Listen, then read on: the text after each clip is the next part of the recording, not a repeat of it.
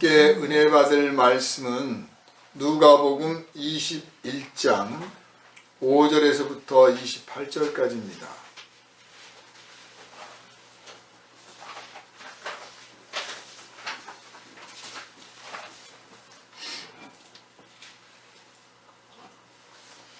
어떤 사람들이 성전을 가리켜 그 아름다운 돌과 헌물로 꾸민 것을 말하며 예수께서 이르시되 너희 보는 이것들이 날이 이르면 돌 하나도 돌 위에 남지 않고 다 무너뜨려지리라.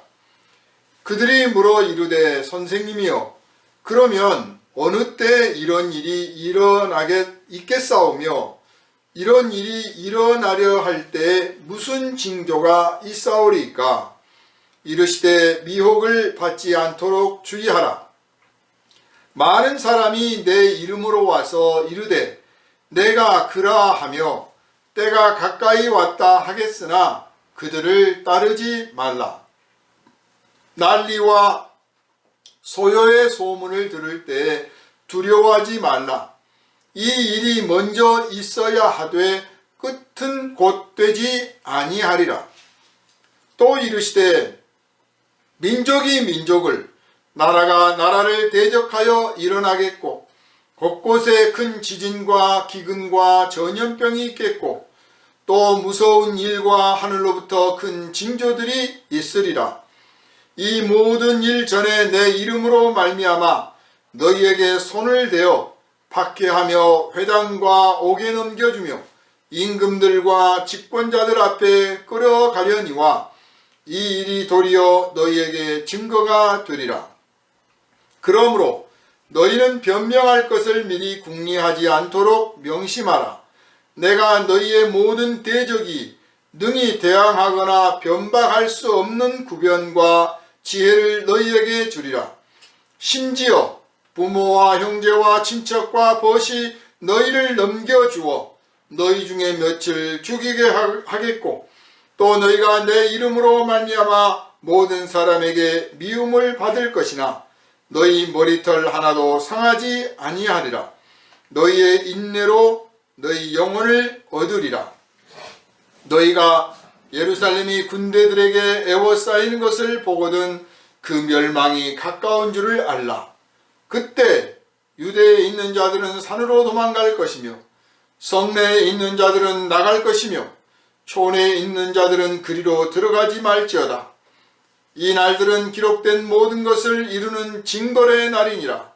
그날에는 아이벤 자들과 젖먹이는 자들에게 화가 있으리니 이는 땅에 큰 환난과 이 백성에게 진노가 있겠음이로다. 그들이 칼날에 죽임을 당하며 모든 이방에 사로잡혀 가겠고 예루살렘은 이방인의 때가 차기까지 이방인들에게 밟히리라. 1월 성신에는 징조가 있겠고 땅에서는 민족들이 바다와 파도의 성난 소리로 인하여 혼란한 중에 권고하리라. 사람들이 세상에 임할 일을 생각하고 무서워함으로 기절하리니 이는 하늘의 권능들이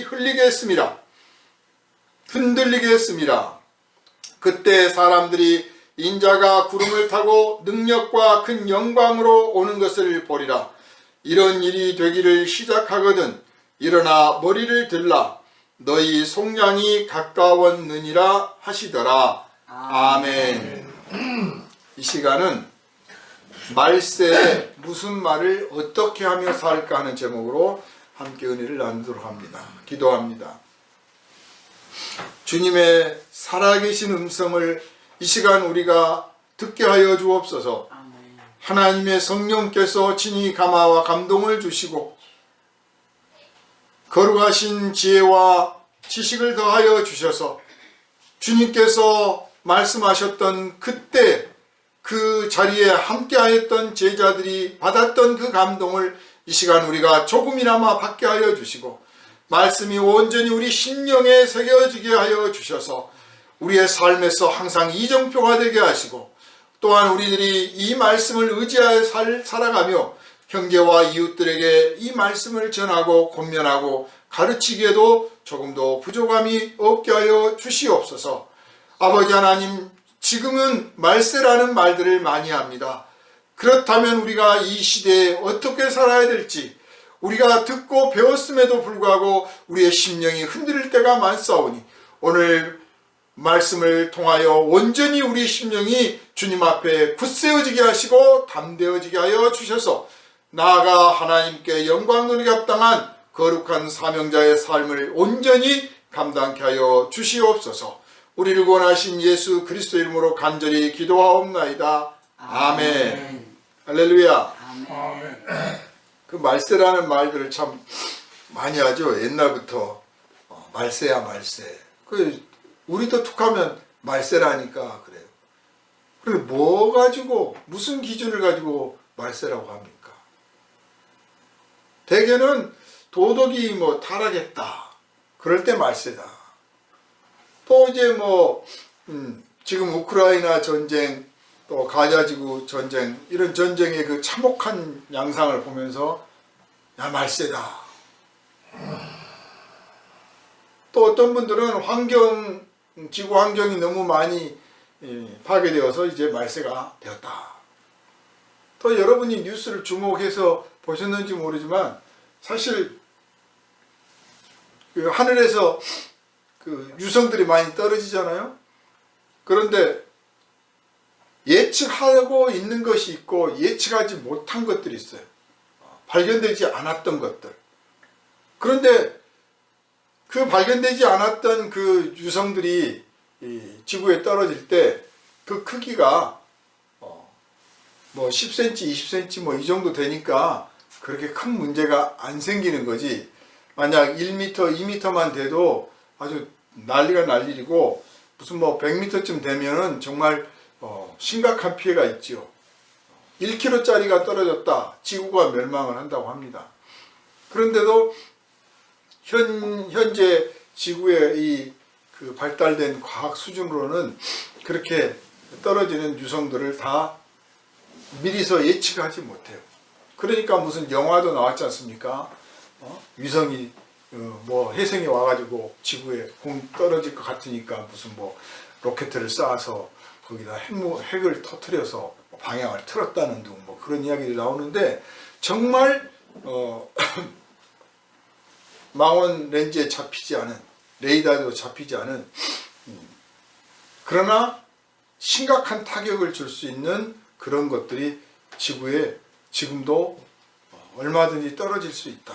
뭐 그런 걸 보면 또 이제 지구가 곧 충돌할 거다. 그래서 또 말세다. 뭐 등등 아무튼 사람마다 나름의 기준과 생각 그리고 그에 따른 판단을 가지고 말세다 라고 합니다.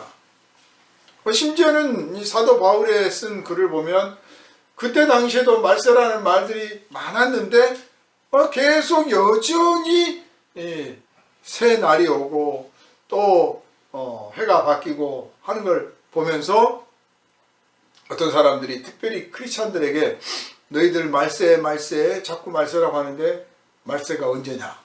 말세가 언제 오냐? 너희들이 말한 말세 벌써 다 지나갔지 않느냐? 언젠가 왜 그 휴거 98년도 11월인가 12월인가 휴거 한다고 그래서 아주 그냥 난리 법석을 떨었던 적이 있어요. 그 정도는 사실 작은 소동에 불과한데 유럽에서는 1차 대전이 시작되기 직전에 그리고 1800년대가 마감되는 그 무렵에 종말 사상이 아주 팽배했습니다. 지구가 곧 망할 거다.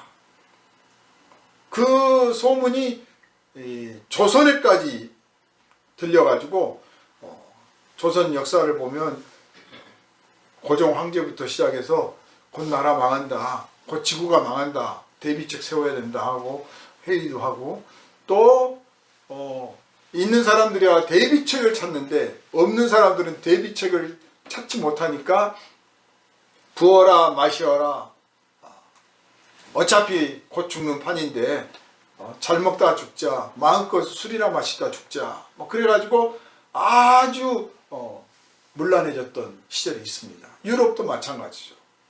그때 탄생한 1차 대전 전후로 해서 곧 지구가 망한다라고 하는 사상이 아주 팽배했어요. 1800년대가 끝난다고 하는 사실이 인간들에게는 참 불안했던 일이고, 사실 1900년대가 끝날 때 2000년대가 밀레니엄 시대가 온다고 하면서 또 얼마나 사람들이 불안에 떨었습니까? 그리고 거기에 뭐 합리적인 근거로 뭐 컴퓨터가 2000년을 인식하지 못해서 어쩐다 그래가지고 뭐 그걸 고치고 난리를 했는데, 사실 그런 1900년이 1800년이 2000년이 하는 것은 인간이 정한 달력이고 인간이 정한 시간표인 거고, 그 외에도 뭐 여러 가지 징후와 종말 상황을 보니까 곧 종말이 온다고 그래가지고, 아무튼 그렇게들 세기말 사상이 퍼져서 한쪽에서는 이왕 이렇게 된 거 먹고 마시기나 하자 하는 쾌락주의가 막 커졌고, 또 한쪽에서는 은둔하고 막 자기를 학대하고 괴롭히는 사람들이 있습니다. 천국 가야 되는데 내가 갈 수 있을까? 또 한쪽에서는 비웃으면서 어차피 뭐 이렇게 된 마당에 신앙 가져서 뭐하며 뭐를 하면 뭐하느냐 그래가지고 막 사람을 해치는 일도 많았습니다. 그 무렵에 탄생한 게 여러분이 주변에서 가끔 보는 제7일 안식일 교회니 여호와의 증인이니 뭐 하는 그런 종교 단체들이 탄생을 했어요. 그 외에도 엄청 많습니다. 한국에까지 온 영향력을 미친 단체가 많지 않아서 그렇지 유럽에는 지금도 그런 단체들이 아직도 약간 남아있어요. 근데 그런 일을 통해서 사람들이 뭘 경험하게 되느냐? 말세 하는데 다 거짓말이다. 성경의 말세라고 했는데 그것도 다 웃기는 이야기다 해서 성경을 부인하고 말세에 대한 경고를 부인하고, 그리고 다 신앙을 갖는 것 자체가 웃기는 거 아니냐 하는 그런 상태로 돼서 점점점 교회에서 이탈하는 사람들이 많아지게 됐습니다.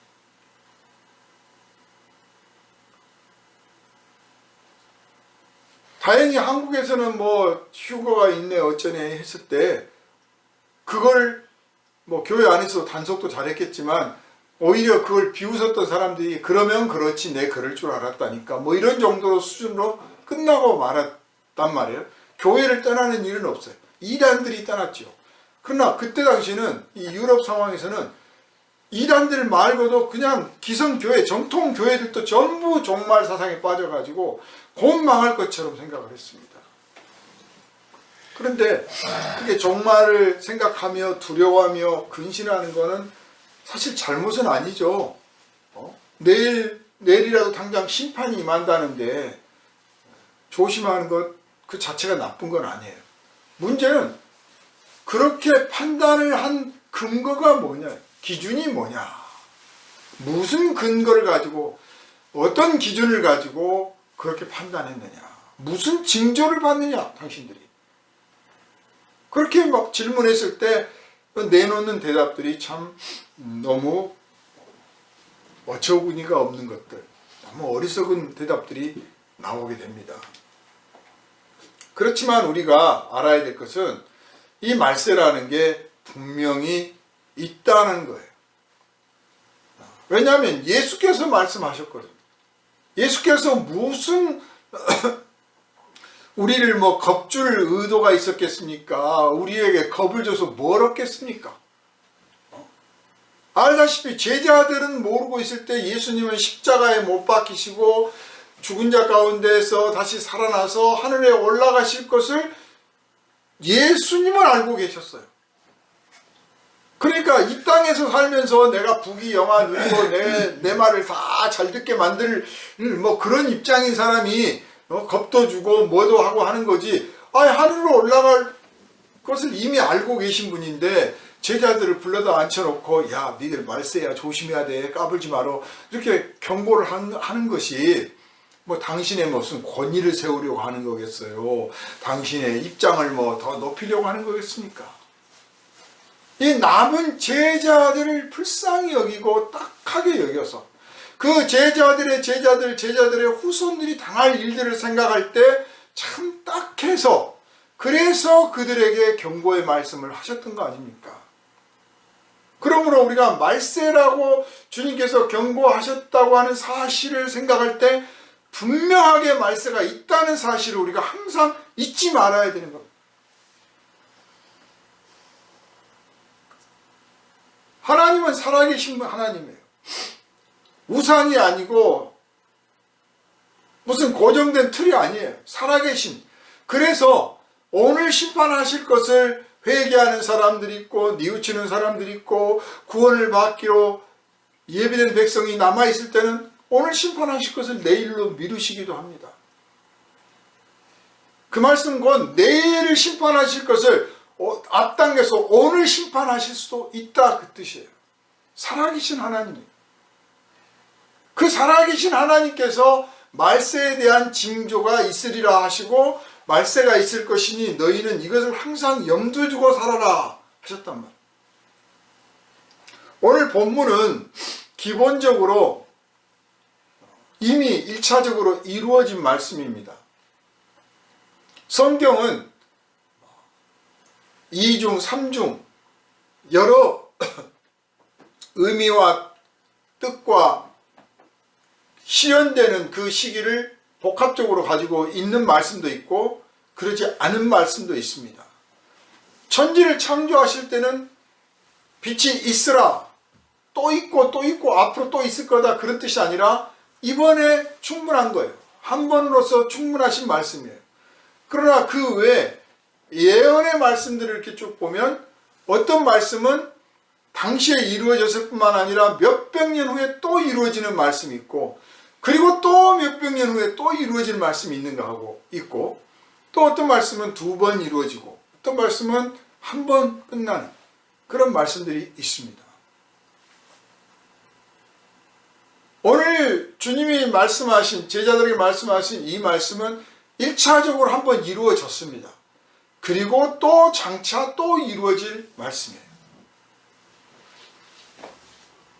주님께서 지금도 주님이시고 앞으로도 주님이시듯 주님 하신 말씀이 지금도 실현이 되고 능력 있는 말씀이고 앞으로도 그렇게 되실 거라고 우리가 믿듯이 오늘 선포되어진 말씀이 한 번 이루어지고 또 그대로 또다시 이루어지리라고 하는 이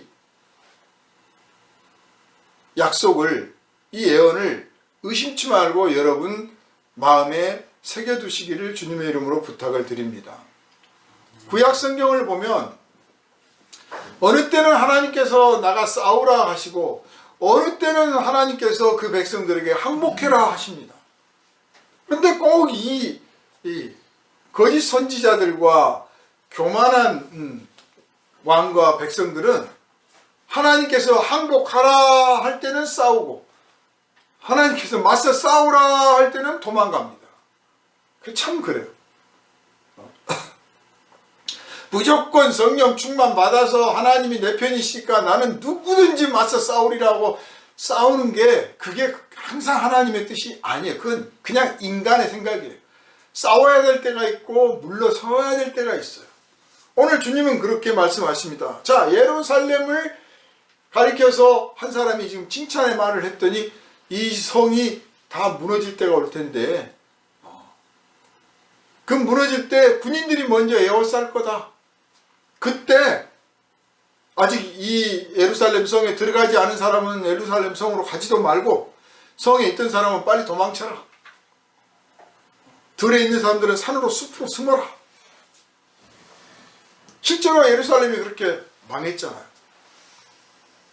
어떤 분들은 그 망했던 예루살렘 이스라엘이 지금 되찾아가지고 나라를 건설해서 이제 뭐 요즘에 또 헛소문이 또 돌아요. 성전을 다시 건축하고 있대. 성전을 다시 지금 건축하려고 하고 있다. 자, 그래서 이제 심판의 때가 왔다. 해석하기 나름이죠.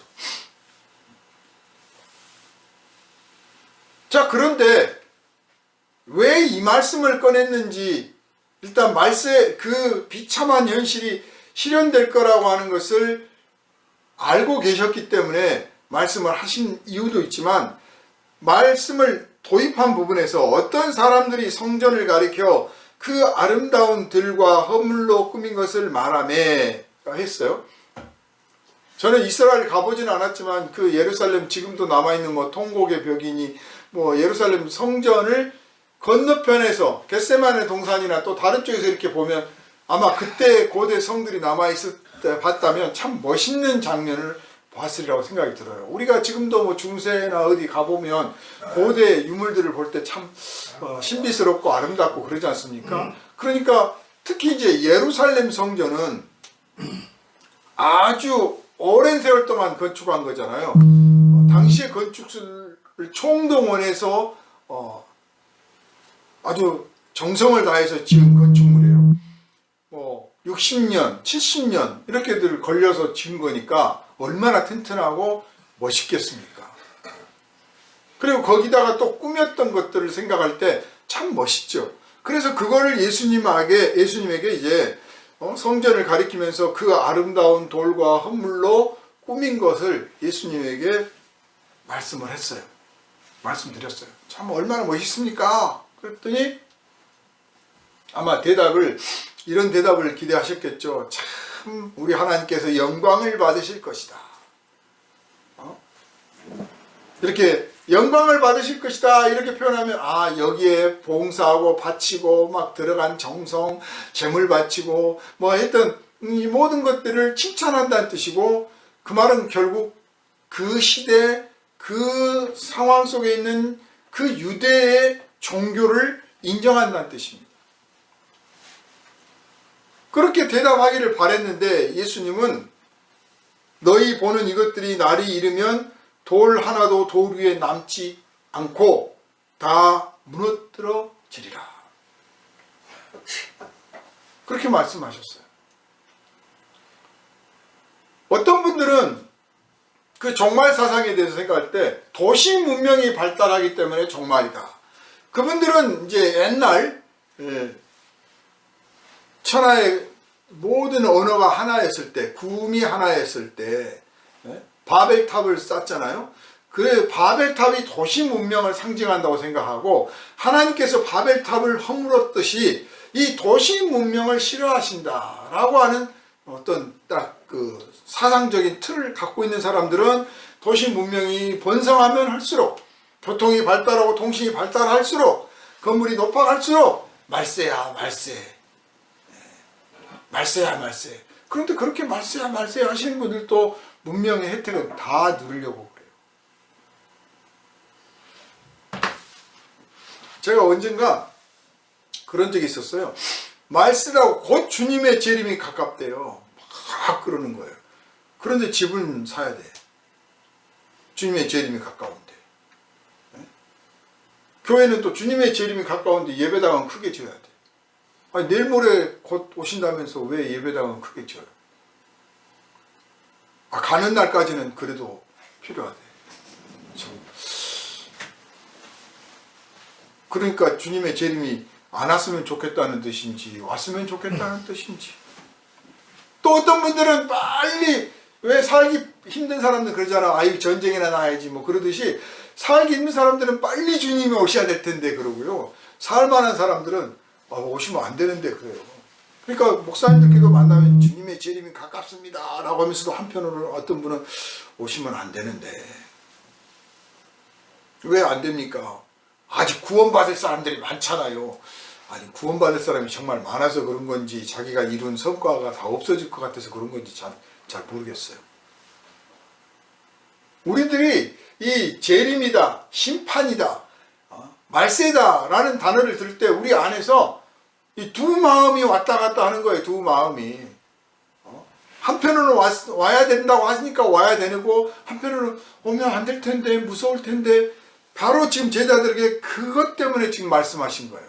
무슨 징조가 있사오리까? 이 말은요, 언제 있으며 무슨 징조가 있을까요? 라는 말은 나 그런 일 당하기 싫은데, 무서운데, 그런 징조가 있으면 내가 어떻게 할까요? 피해야 될까요? 말아야 될까요? 지금 그런 뜻이에요. 쫀다는 거죠. 마음이 불안한 거예요.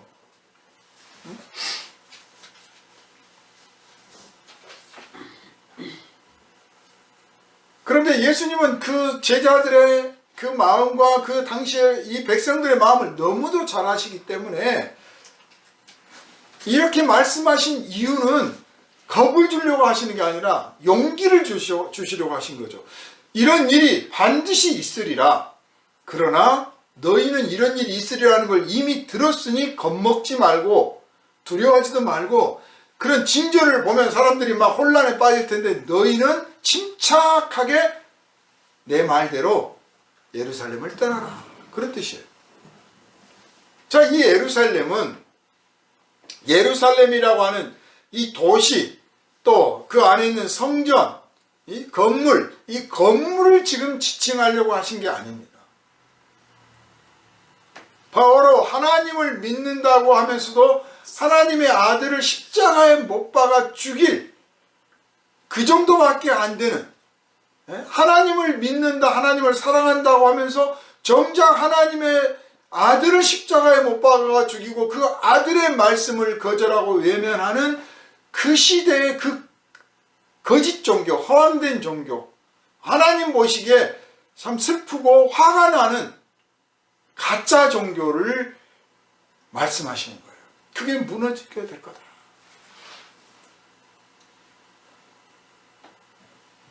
그러니까 유대인들이 이스라엘 되찾아가지고 거기에 나라를 건설했는데, 이스라엘이라고 하는 나라를 100개를 만들어도 사실 아무 문제가 안 돼요.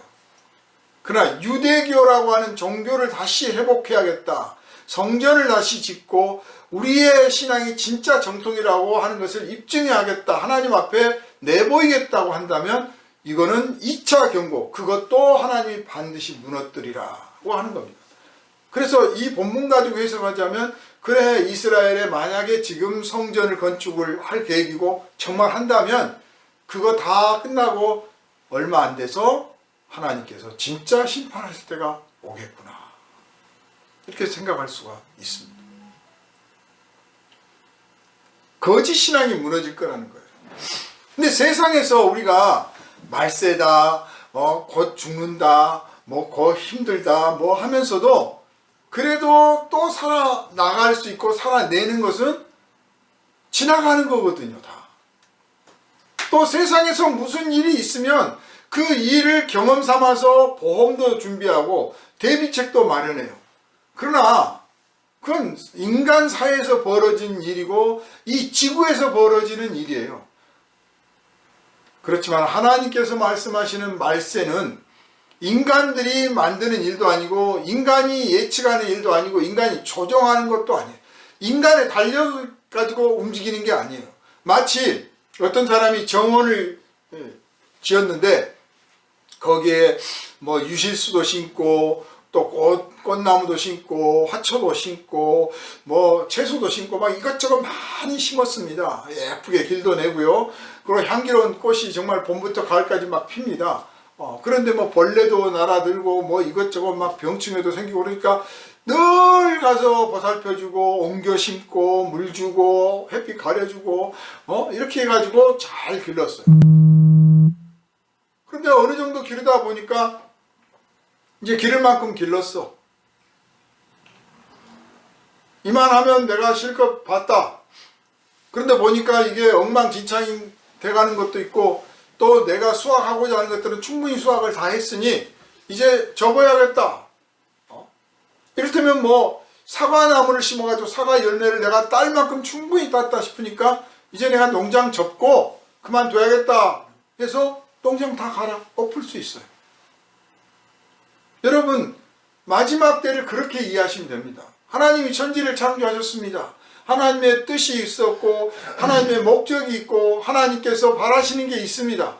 그리고 그 뜻이 다 이루어질 때까지 그 가운데 심겨진 나무들 모든 것들을 사랑으로 보살피고 인도하고 이끌어 가십니다. 그리고 어느 시점이 되어서 당신께서 목적하시고 바라시는 것들을 충분히 다 이뤘다 싶으면 이제 이거 정리하고 새 판 짜야지. 요번에는 여기다가 고구마를 심을까? 하듯이 새 하늘과 새 땅, 지금의 이 땅이 다, 땅과 하늘이 다 없어지고 새 하늘과 새 땅을 다시 펼쳐서 다시 하나님께서 창조하시는 세계로 들어가게 된다 그 말입니다.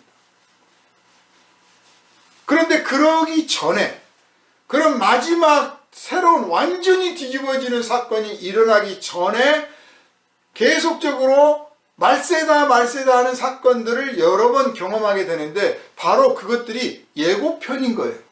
장래에 있게 될 완전한 말세, 진정한 말세에 대한 예고편으로서 이루어지는 거죠. 우리가 마치 어른들의 죽음을, 우리 이웃들의 죽음을 많이 보고 중간중간 우리 자신도 아프기도 하고 우리가 넘어져 보기도 하면서 나도 언젠가는 아프고 언젠가는 병들 수 있으며 언젠가는 죽을 수 있다 하고 생각하는 것과 같고, 이웃들이 일을 벌렸다가 일을 마무리 짓기도 하고 일을 실패하기도 하고 일을 성공시키기도 하고 번창하기도 하지만 또 일을 빼앗기기도 하고 하는 여러 과정들을 보면서 나에게도 그런 일이 있을 수 있겠구나 싶어서 나도 더 연구하고 대비하고 더 열심히 하기도 하고 또 어느 때는 나에게 닥쳐오는 그런 것들을 받아들이고 이해하고 그래 내가 이번에는 손을 놔야지 이렇게 할 수도 있는 거 아닙니까?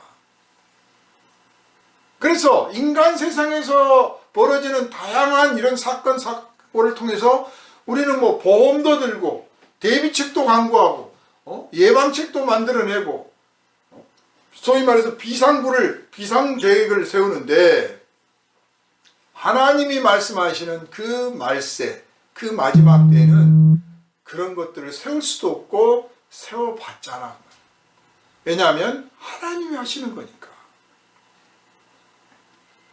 그래서 오늘 주님이 제자들에게 예루살렘이 에워싸인 걸 보거든 너희들은 성문을 도망가라. 곧 돌 위에 돌 하나 남지 않고 다 무너뜨려지리라. 그리고 그것으로 끝나는 게 아니라 아주 짓밟힘을 당해서 아주 처절하게 될 텐데 그 이방인들의 그 이방 민족들의 권세가 다할 때까지 여러분 우리가 살면서요 정말 마음에 들지 않는 정권도 최소 몇 년은 가잖아요.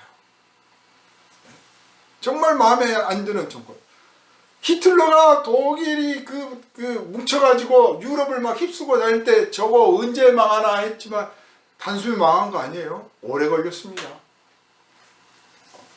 우리 지구 이 인류 역사를 보면 어떤 나라는 500년 만에 망하고 어떤 나라는 300년 만에 망하고 어떤 나라는 물론 뭐 10년 만에 망한 나라도 있지만 100년, 200년 뭐 엉터리 같은 나라는 또 100년, 200년은 가는 거예요.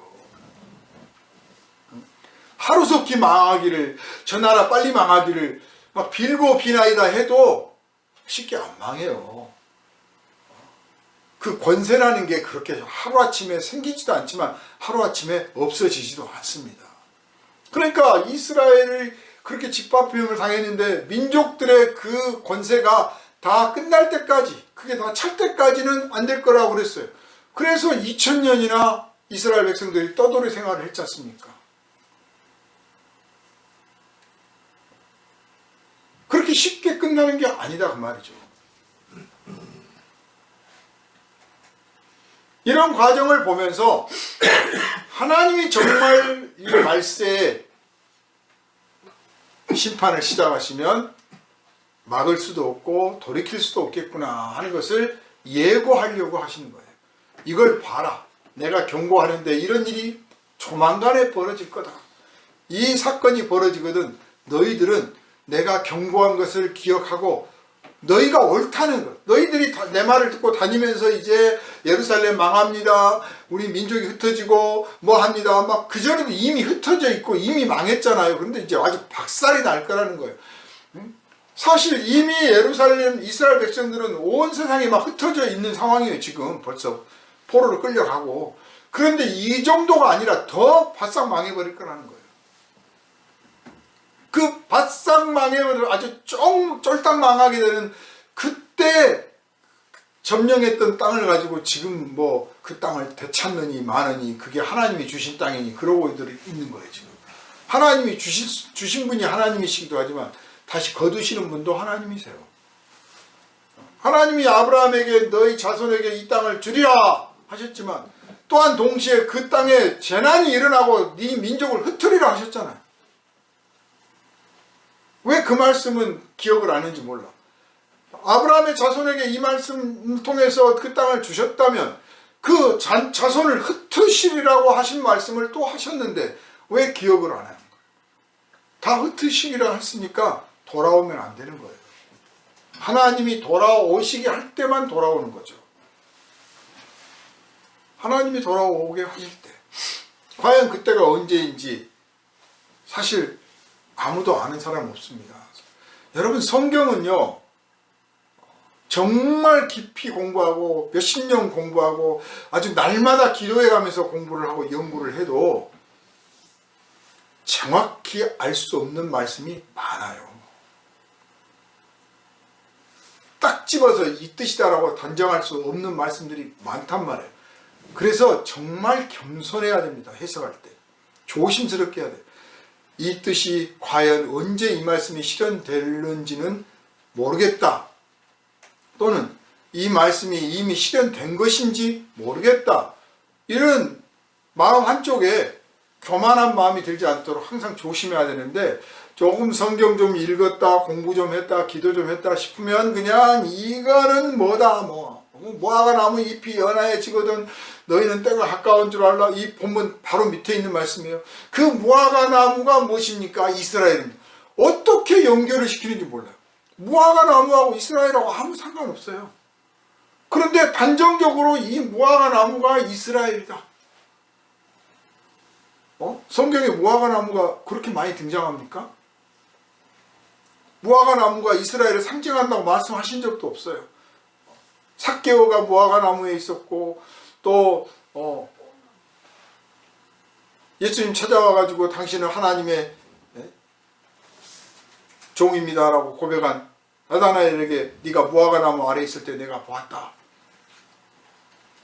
사실 이스라엘 땅에 진짜 많은 나무는 무화과 나무가 아니에요. 종려나무이고 올리브 나무죠. 무화과 그렇게 많지도 않습니다. 그런데 갑자기 무화과 나무가 이스라엘을 상징한다.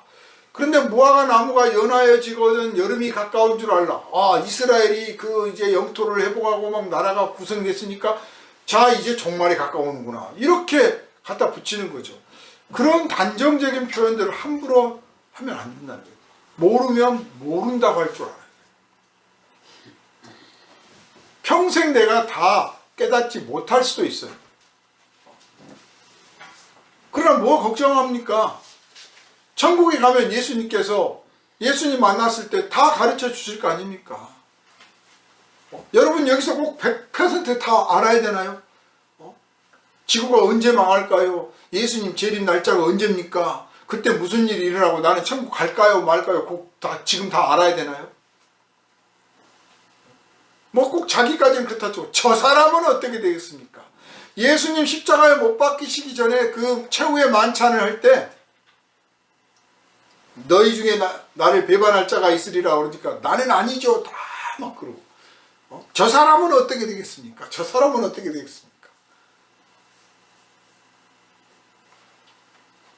우리 생각과 뜻과 우리의 감정, 우리의 이 수준이 사실 그리 높지 않습니다. 그래서 선포되어지는 말씀 앞에 참 무섭고 두려운 말씀이나 그 뜻을 다 모르지만 조심하는 것이 옳겠다 싶으면 조심하는 거죠.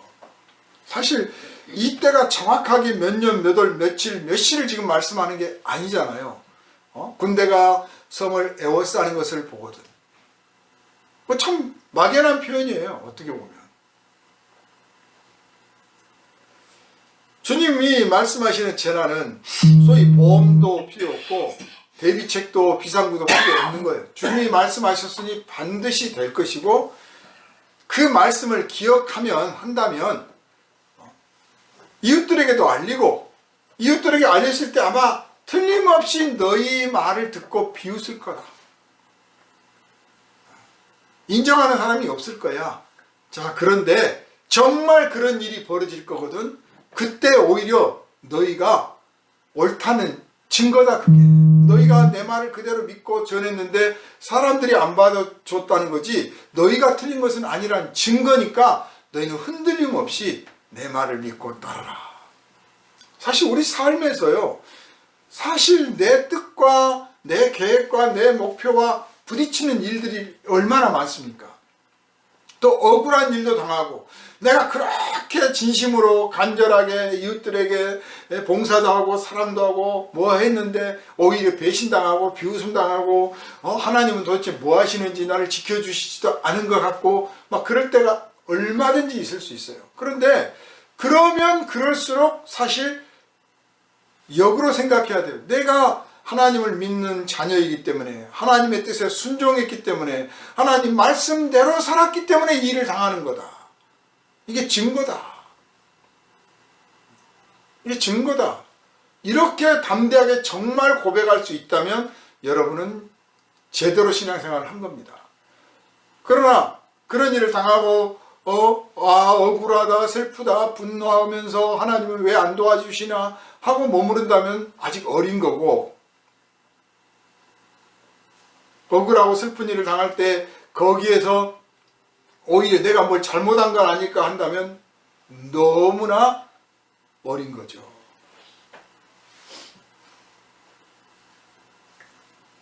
사랑하는 여러분, 재난은 누구나 피하고 싶습니다. 그래서 주님이 말씀하시는 거예요. 재난을 피하라고. 이 말씀은 너희가 지금 예루살렘 성전 아름답고 멋있다고 말하고 있지, 즉 지금 너희가 믿고 의지하는 유대교가 진짜 좋은 신앙이라고 말하고 있지. 그러나 그것들이 다 무너질 거야. 그 신앙의 허상이 드러나게 될 거야. 내가 이렇게 경고하고 있는 것은 내가 옳기 때문이야. 내 말을 믿어라. 그러니까 너희는 약자하고 너희의 성전은 없고 꾸민 것도 없고 자랑스러울 것도 없고 오히려 그 정통파에 의해서 너희는 비난을 받게 되겠지만, 그렇지만 그것들이 무너질 날이 올 거다. 소위 정통이다, 제대로 된 신앙이라고 자랑하는 사람들이 무너질 날이 오게 될 거다. 그걸 말씀을 하시는 거예요. 자, 그렇다면 자, 주님의 제자들이 이 말씀을 듣고 어떻게 했을까요? 속으로 딱 듣고, 야, 조심해야겠는데 언제 망할지 모르니까 진보따리 싸나, 피난보따리 싸놓고 구급약도 싸놓고 식량도 싸놓고 뭐 그렇게 하고 있었을까요?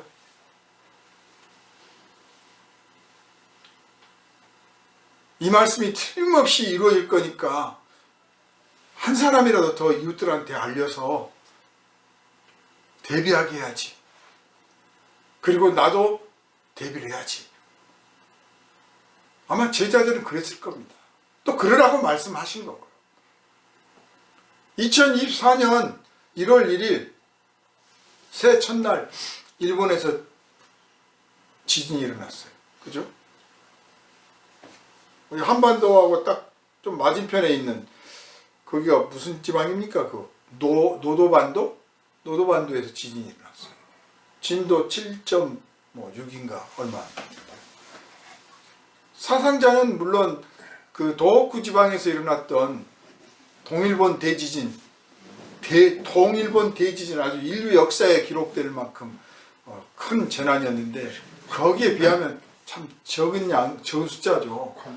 그때는 뭐 16,000명이 넘는 그 정도 사람들이 공식적으로 사망했고 거의 3,000명 가까이가 실종되어 있고 아직도 못 찾았고, 뭐 이재민이 몇십만 나왔어요. 24만인가 25만 나오고, 뭐 건물이 아주 다 파괴됐고 지금도 뭐 제대로 복구가 안 됐습니다. 거기에 비하면 이번에 지진은 규모가 작은 거죠. 그런데 여태까지 일본에서 지진이 났다 뭐가 났다 하면 다 동쪽이었거든요.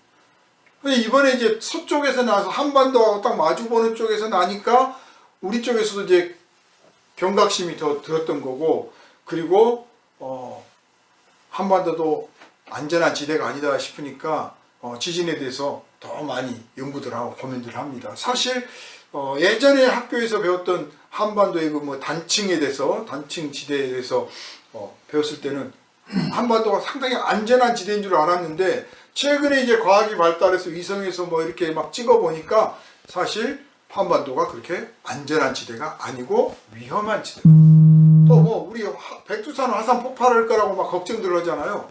그런데 진짜 걱정해야 될 것은 울릉도예요. 백두산이 터지기 전에 울릉도가 먼저 터질 겁니다.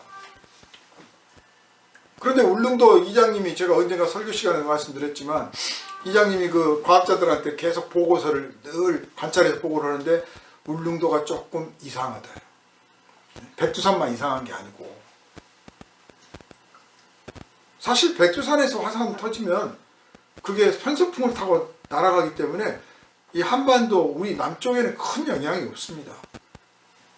그 화산재는 날아서 물론 그 근처는 떨어지겠죠. 그러나 그게 편서풍을 타고 날아가요. 중국에서 지진 나거나 화산 폭발하는 게 우리한테 심각한 거죠. 어쨌든 이제 공동 운명체입니다. 자, 그런데 이번에 노도반도 그 지진이 일어났을 때 제가 왜 이 말씀을 드리려고 하느냐면, NHK 지진 딱 속보 뜨면서 NHK를 봤어요. NHK니 뭐니 이렇게 이제 쭉 보고 있으면 달라진 게 있는 거예요. 옛날하고. 옛날 그 3월 10일 동일본 대지진 때는 여러분 지금 도호쿠 지방에 지진이 발생했습니다. 쓰나미가 발생했습니다. 침착하게 여러분 피난하시기 바랍니다. 그리고 실제로 그 쓰나미 경고 방송도 쓰나미 왱 울리면서 여러분 쓰나미가 몰려오고 있습니다. 여러분 질서 있게 산으로 대피하세요. 정리해서 올라가십시오. 이런 식으로 아주 차분하게 방송했고, 방송 차들이 다니면서 마이크 들고 막 확성기 들고 떠들을 댈 때도 자, 지금 대피하세요. 나오시기 바랍니다. 이렇게 말했어요. 근데 이번에 지진에서는 그렇게 안 합니다. 당장 나가세요. 당장! 지금 나가세요. 가만히 있으면 죽습니다. 막 그렇게 방송을 하는 거예요. 이 재난의 심각성에 대해서 완전 새롭게 바뀐 거예요. 그게 동일본 대지진 이후에 이 아나운서들이 모여가지고 우리가 너무 매너 있게 방송을 했다. 그래서 기왕 지진이 난 거는 어쩔 수 없지만 대피할 사람들이 여러분 지진이 났습니다. 그러니까 먼 데서 난 줄 알아. 먼 데서. 여러분 침착하게 나가세요. 시간이 남은 줄 알아. 시간이 남은 줄 아는 거예요. 그래서 한 생명이라도 더 살릴 수 있었는데 우리가 제대로 심각하게 경고를 했다면 그래도 한 사람 아니 몇 사람은 더 살았을 텐데 그것만 해도 어디냐. 그런데 우리가 너무 매너 있게 일본 사람들은 침착하고 재난에 강하고 우리는 협동정신이 강하고 하는 이런 나름의 그 자부심들이 자기들 깐에 있는데 이거를 너무 강조하고 유지하다 보니까 정작 대피를 해야 될 사람들이 빨리 대피를 못했던 거 아닌가. 그 요번에 그 노도반도 그 쓰나미 몰려오는데 이번 쓰나미는 그렇게 높지는 않았어요. 제일 높은 데가 1m 아니면 보통 한 30cm 뭐 이랬다는데 어떤 차가 지나가다가 그 동네 아주머니가 쩔뚝뚝 가니까 지금 어디 가시는 거예요? 동네 사람 다 어디 갔어요? 다 피난 갔지. 그 왜 지금 뭐 어디 가는데? 나도 피난 가지. 당장 타요. 차 돌려가지고 차 태우고 돌아서는데 쓰나미가 밀려와요. 차가 막 떠밀려 가는 거예요. 그래서 도망을 가서 살아나는 장면을 보여주는 거예요. 사실 우리가 아무리 심각한 경고를 들어도 그렇게 마음이 안 움직여요. 옆에서 사이렌 소리 나보세요. 어디가 불났나 보다 그러지 우리 집 불났다고 생각 안 해. 바로 옆에서 포탄이 떨어져야 꽝 해야 정신을 차리는 게 인간이에요.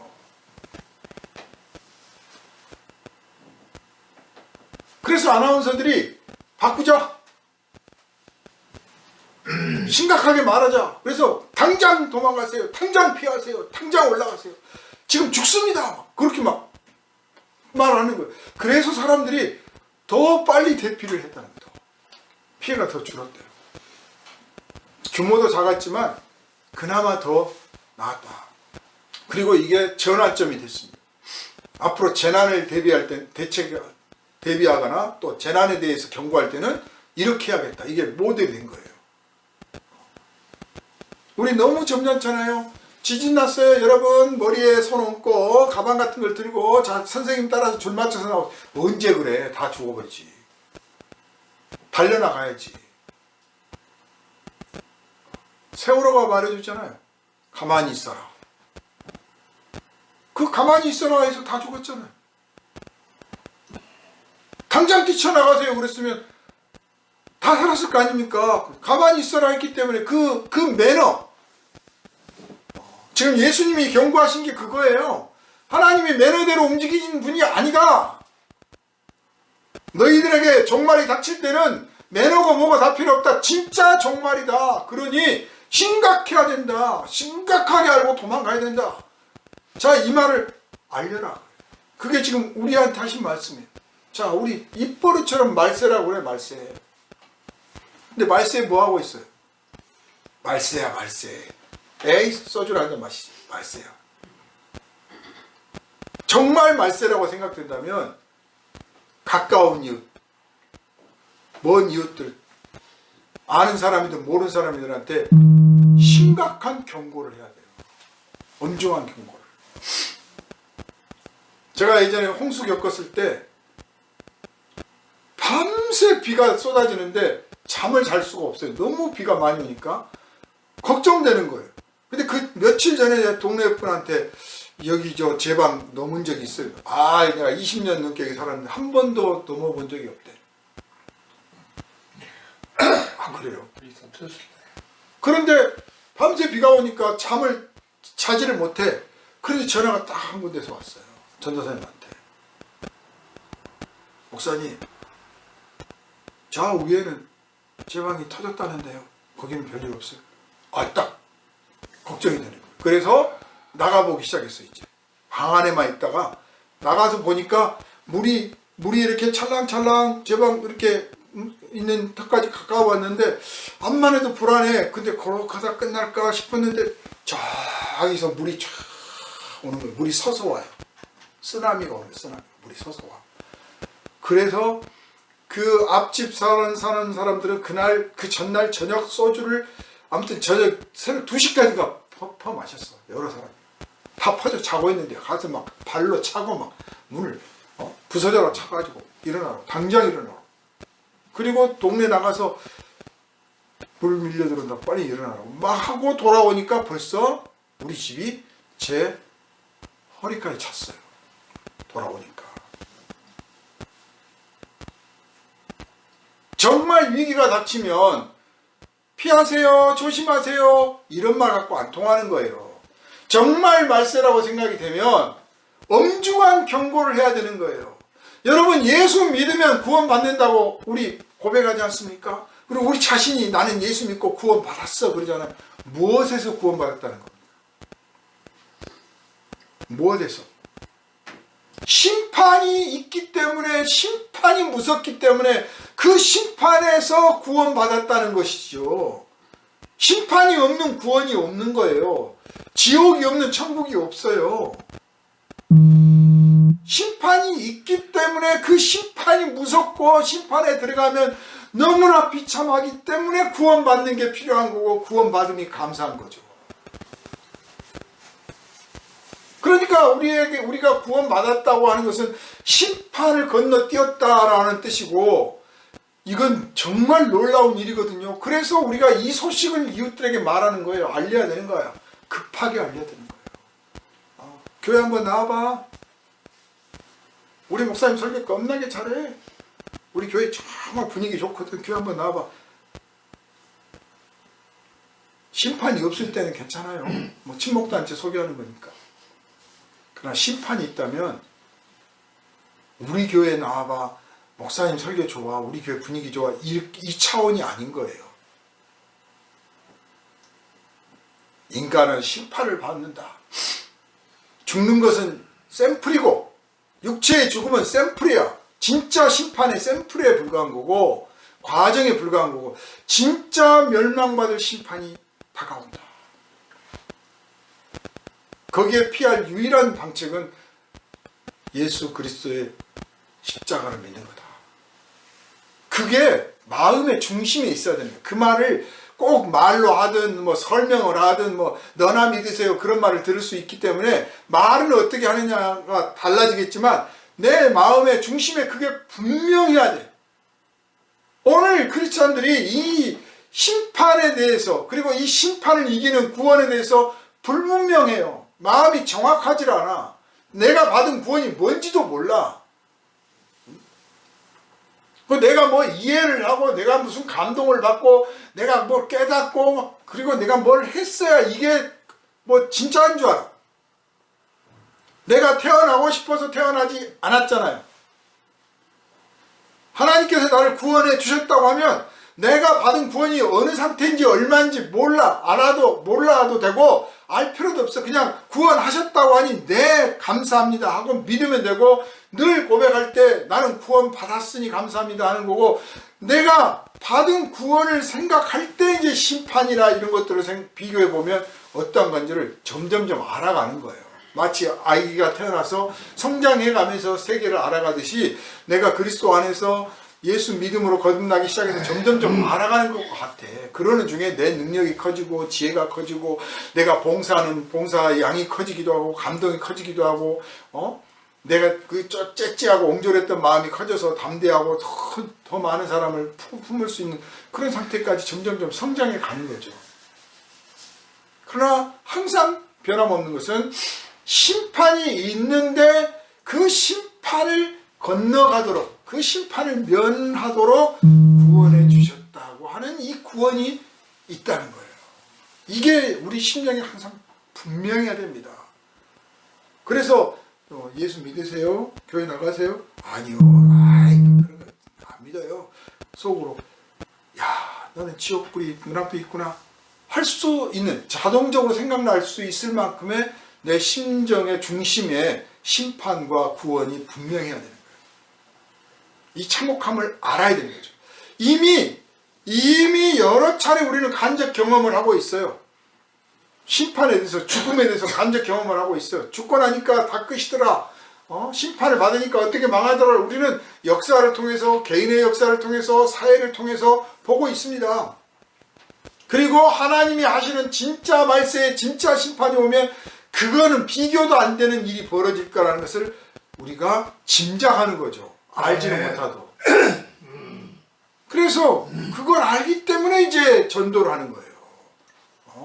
교회 사람 많이 늘려가지고 우리 교회 막 좀 폼 잡으려고 하는 게 아니고 정말 심판에 떨어지면 안 되기 때문에 어떻게 쓰든지 예수를 믿고 구주를 믿어서 그 십자가의 피를 용서를 받는 하나님이 내미시는 구원의 손길을 잡으십시오.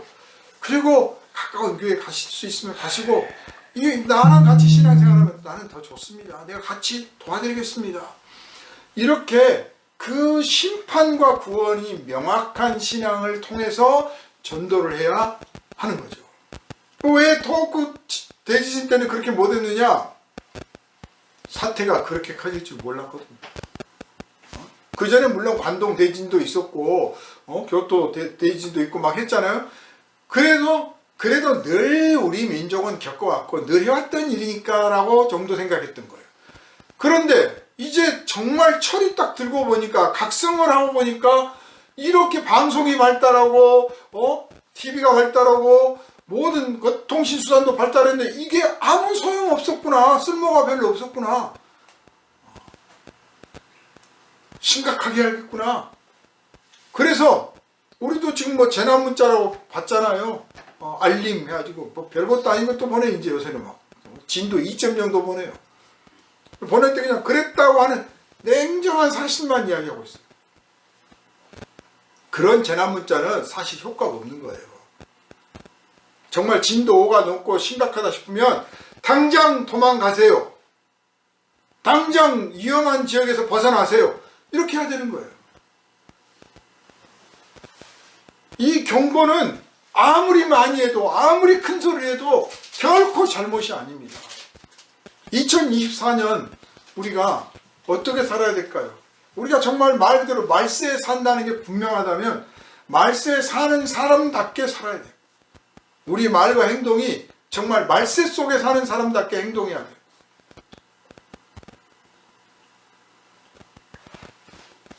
그리고 이웃들에게 경고해야 됩니다. 말씀입니다. 그래서 뭐 98년 휴거다 뭐다 막 해서 막 떠들었던 그 좀 사이비 이단들, 그 사람들이 얼마나 설치고 다니는지 한번 생각해 보십시오. 그 덕에 정말 오히려 역효과가 났지만, 그래서 우리도 주저하고 있는지도 몰라요. 혹시 나도 그렇게 되지 않을까? 나도 그런 평판을 받지 않을까? 혹시 내가 전한 것도 틀린 거 아닌가? 그러지 않을까? 이런 생각들을 하는 것 같은데, 뭐 98년도처럼 날짜 정해가지고 11월 며칠 뭐 휴거입니다 막 그렇게 할 것은 아니잖아요. 주님의 때가 가까웠습니다. 그때가 언제인지는 모르지만 분명한 것은 그분이 계획하고 있다는 겁니다. 그 계획이 언제 실현될지 모르는데 우리가 마치 죽음이 언제 오는지 예측하지 못하는 것처럼 금방 닥칠 일 아닙니까? 그러니 대비합시다. 하나님 손길 내민 거 잡읍시다 하는 정말 간절한 호소, 진지한 호소, 절절한, 가슴 절절한 전도가 2024년에는 꼭 일어나기를 주님의 이름으로 부탁을 드리겠습니다. 기도합니다. 거룩하신 주님, 말세다 말세다 하면서도 사실 우리가 말세에 대한 어떤 대비책도 생각한 적이 없고, 이 말세에 사는 사람으로서 어떤 삶을 살아야 될지 태도를 돌이켜본 적도 없고, 함께 말세를 맞이하게 될 형제와 이웃들에 대해서도 어떤 메시지도 날려본 적이 없는 아주 부끄럽고 한심스러운 모습이 우리 자신이었음을 깨닫습니다. 이제야말로 각성해서 정말 주님이 말씀하시는 말세가 가까웠다면, 이미 말씀하신 때로부터 벌써 오랜 세월 지났으므로 남은 날이 얼마 안 된다는 것을 자각한다면, 신중하고 진실하고 뜨겁고 확실한 경고의 메시지를 우리 형제와 이웃들에게 전할 수 있게 하여 주시고, 저들이 회개하고 주님께로 돌아온다면 함께 구원을 받으니 얼마나 기쁠 일이겠습니까? 교회마다, 특별히 우리 교회마다 날마다 구원받는 수가 더하고 하나님께 감사, 찬송의 제사가 드려지는 그런 고백이 더 풍성하게 하여 주시옵소서. 2024년 대각성이 일어나게 하여 주시옵소서. 우리를 구원하신 예수 그리스도 이름으로 간절히 기도하옵나이다.